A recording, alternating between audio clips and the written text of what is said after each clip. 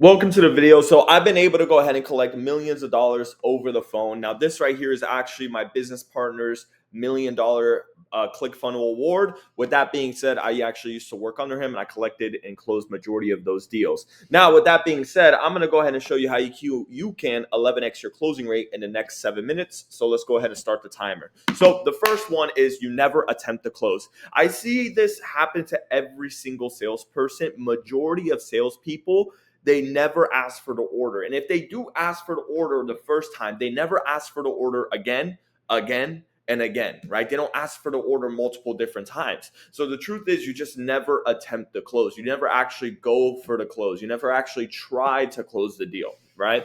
Now, with that being said, the second one, of course, is perceive pressure as a bad thing. Now, a lot of salespeople, and this is just people in general, since we were kids, we've been programmed to think that putting pressure is a bad thing by our parents, by society, by our friends, by our family. They tell you that putting pressure on somebody or forcing somebody to make a decision or forcing somebody to do something or putting pressure on somebody is a horrible thing, right? Now, if you're putting pressure on somebody to go ahead and do a bad thing, like, I don't know, drink alcohol or do drugs, then yeah, of course, that's a bad thing. However, if you believe in your product so much that you know it can actually help somebody and help somebody change their life, then you should go ahead and apply pressure. I like to make this analogy at all times. Imagine, for example, you had a family member. Let's say it's your mom. She had cancer. She didn't want, and you had the cure, and she didn't want to take the cure. Would you apply pressure to make her take the cure to solve her cancer? Yes, you probably would. 100%. You guys would literally probably force it down her throat for her to take that cure. Well, it's the same thing when it comes to your product. Now, you can't apply pressure if you don't believe in your product. If you don't believe in your product, if you wouldn't buy your product, if you wouldn't use your product, if you wouldn't go to your parents and your family members and make them buy the product, then that means you're not sold on the product. So if you're not sold on your own product or service, whatever you're selling, you can't apply pressure because it's not going to be believable. However, if you believe in what you're selling, then close the deal. Ask for the order one time. Ask for the order a seventh time. Ask for the order a 12th time. Apply pressure. Make them buy. Right? That's the type of professional closers. They know how to apply pressure. Now, a lot of times people think it's like, oh, you're being rude. You're doing this. Like, no. It's not being rude, right? Because I know a lot of people, they're going to take it and spin it a different way. It's not being rude. There's the professional salespeople, the professional closers. They know how to apply pressure and then relieve the pressure and then apply pressure again where it makes it seem it's not even pressure. And the person's like, man, I like this. Oh, do that again, right? They like it, right? Because they're applying pressure and the customer, the prospect, whatever you want to call them, they feel the pressure, but it's not them being rude. It's just the belief, right? So you can do it in a way. You could do it perfect. It's like magic that you can apply pressure and people will buy where they don't even feel like it's pressure. They feel like you actually care, right? So that just comes with experience. Of course, that's not something I could teach you guys. Of course, I could teach you the certain what you should say, what you shouldn't say, how to do it, the frameworks, all these different things.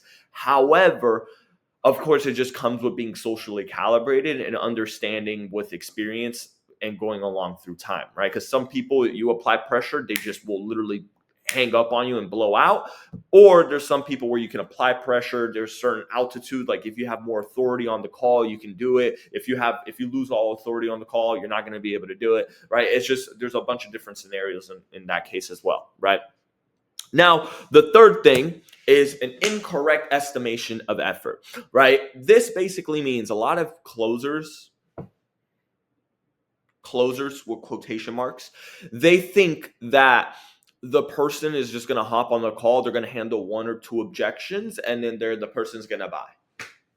That couldn't be further from the truth. Now, unless you're doing or like you're an order taker, which by the way, guys, if anybody ever calls you an order taker, you should take that with as much disrespect known to man. Like you should take that as disrespect. An order taker basically means like a cashier at a freaking fast food line, right? If you go to McDonald's and you order for a Big Mac, the guy's gonna be like, okay, Big Mac, do you want fries with that? Okay, cool, boom, order taker. He's taking your order. Right? That's what majority of closers, 70% of closers are now. They're order takers. They don't close deals. They don't know how to take a no to a yes. They're order takers. right? That's not a skill set. And this happens majority of times, especially with big brands. Like, for example, certain influencers that have a personal brand that people already been nurtured through the content, then they go ahead, they just take the order, right? That's what majority of your closers are. You're not developing your skill set. Me, when I got started in remote sales and I was closing deals, it was cold traffic. People didn't even know the company, didn't even know my business partner, didn't know anything, right? I literally had to take them from a no to a yes. I had to handle objections. And the truth is, a lot of closers think they're going to take 2-3 objections and then, or maybe even one objection, or maybe not even an objection, and they're going to go ahead and close a deal. Listen, if you think, if, for example, if I told you you're going to run 10 miles, you're going to be able to run 1 mile very easily, right? So with that being said, always expect that it's going to take an hour. You're going to have to be in there tussling, pushing, shoving, making that deal, negotiating the deal, working the deal, right? Getting creative, finding different ways to get them approved for financing, finding them different ways to take the payment, right? You got to literally go out there and assume the worst. So then when you do get those people that come in and it's like you handle 1 or 2 objections and they close, it's a lot easier, right? But an incorrect estimation of effort, it takes energy. It's going to take negotiation skills. It's going to take closing skills. It's going to take the right words to say, the right conviction, the right confidence, high energy, high persistence to be able to close majority of these deals. And once you guys master these 3 things, your closing rate is going to increase by 11x. I promise you that. Your closing rate is going to increase. It's going to increase. And I want to give you guys a bonus, right? Before, in the next 20 seconds, operate with urgency. Urgency, if patience is a virtue, urgency is divine. Move with urgency. Move with speed. Because the faster you're able to close deals, the more money you're going to make, right? So take these 4 different things. And with that being said, hope you guys enjoyed the video, and I'll see you guys next time.